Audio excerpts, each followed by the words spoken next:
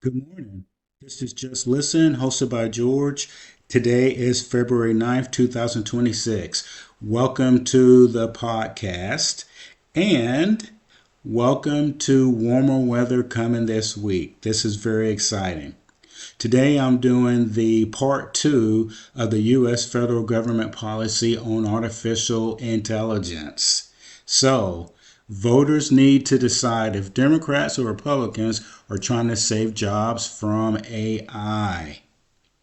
So, there has been a policy shift, and I talked about that uh, this this year the current administration is focused on pro innovation, derogatory policy, and train a future ready workforce and reducing regulatory barriers. They may hinder AI adoption. Last podcast, I told you why that was important because with the previous administration, there was heavy emphasis on developing algorithms that were looking for discrimination. So please check out the previous podcasts on that. So, the core federal policy framework as of this year. So, America's AI Action Plan, released in July under Executive Order 14179. So, the previous one was rescinded, and now we have a different one. This plan prioritizes American AI dominance through deregulation, infrastructure investment, and workforce development, which is what we're talking about, is very important. So prior to this, if you go back and look, there was no focus on workforce development. And as I previously told you, the other executive order from President Biden, which was focused on risks like bias and workplace surveillance, has been rescinded. That is the thing about executive orders, if you'll give me a second here, that if people are up in arms because the Biden executive order was rescinded, the next person, if it's a Democrat, can bring it back. Unless Congress passes this as a law, then it's just temporary, whatever the change is. And voters need to be focused on letting their representatives know what their preferences are. That was just a quick plug for voting. Ideological neutrality. The new procurement guidelines require federal agencies to use unbiased and ideologically neutral AI models. And that was put in there because, like I said previously, the algorithms were made to look for specific things. And you have to decide if that was productive for saving people's jobs from AI in the workforce. The next one is workforce development initiatives. AI Workforce Research Hub, established by the Department of Labor. Now, the Department of Labor, logically, that's where it should go. This hub monitors labor market impacts and provides insights for workforce policy, skills, and retraining. The most important bullet here, the Department of Labor is directed to prioritize AI literacy in federal funding streams, including apprenticeships, career education, and rapid retraining for workers displaced by AI. That just came into being. Infrastructure talent pipeline. So, a national initiative identifies high priority roles, data center operators, electricians, critical to the AI physical infrastructure build out.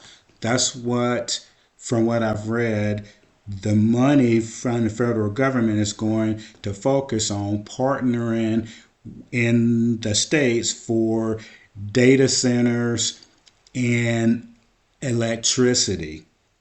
Now, another note here. So in Illinois, there was an initiative for a data center. And if you listen to the radio, and from what I've read, the people were afraid of the power requirements and also if it would contaminate the water.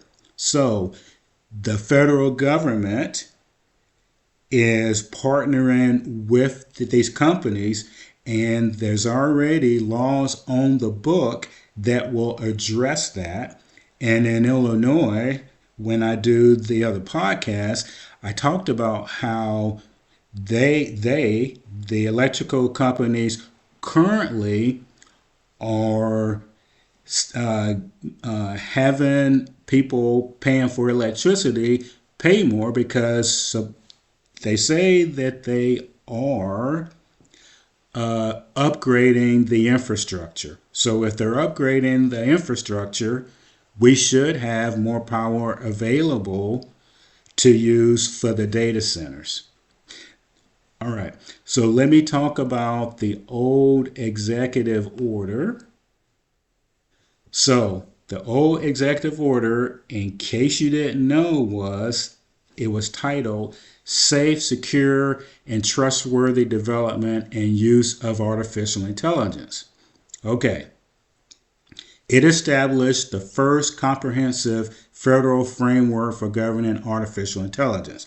Prior to that, like I said, there was no policy. All right. So what it did was it focused on privacy and discrimination, and it directed agencies, well, people who were making these the software developers, not software, but developers of the software, make it so that it would look for discrimination.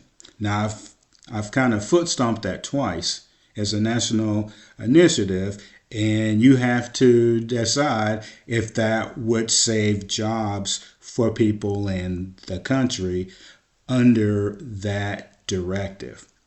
Okay, so the impact to the American workforce as of January of 2025. All right, so it was cited as a driver for layoffs, though experts debate whether the technology is directly replacing roles or serving as a strategic smokescreen for broader cost cutting. You have to decide that. That was filler. In 2025, 55,000 U.S. jobs were linked to AI, representing roughly 4.5% of all announced layoffs for the year. Now, I want you to remember something too. Last summer or the summer before that, there was strikes because the workers were concerned that AI at the ports were going to take over their jobs.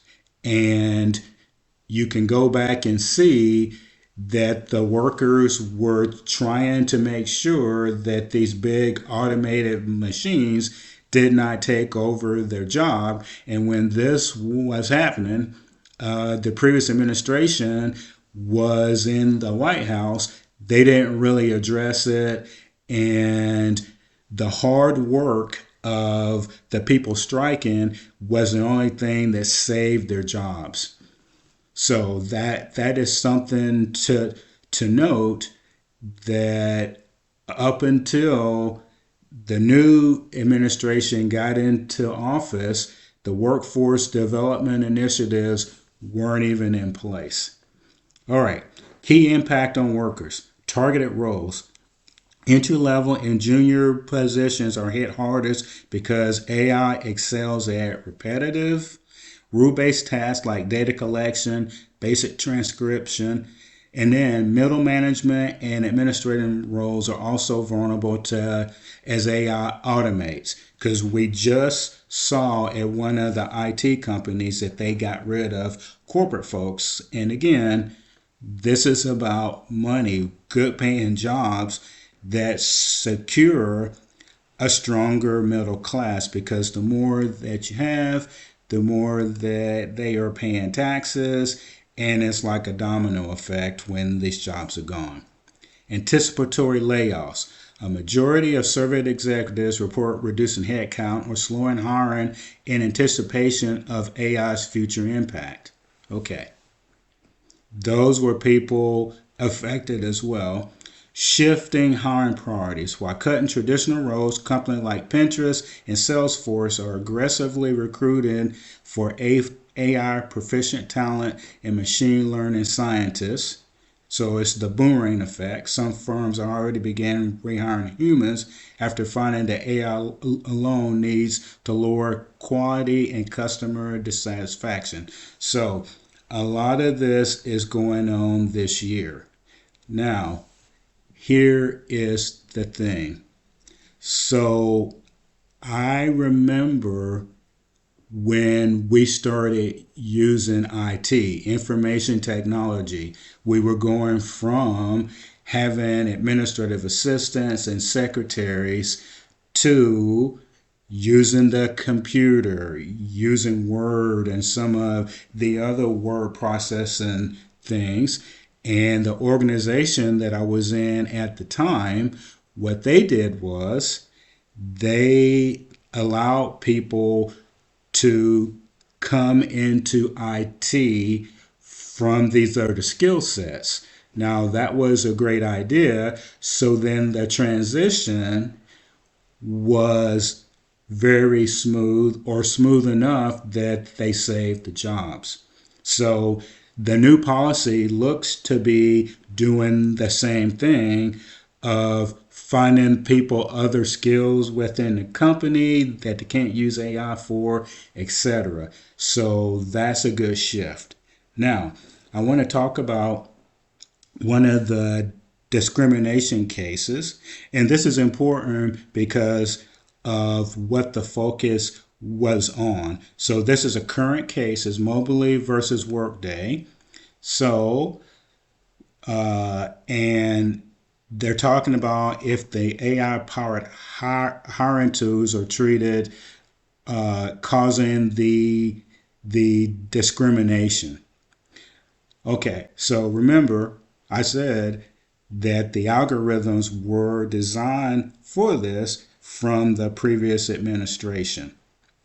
All right, so far, they have said a couple of things. Dismissal of intentional discrimination. Claims of intentional discrimination were dismissed as plaintiff had not yet proven Workday intended for its tools to be biased, though this could be revisited if discovery provides more evidence.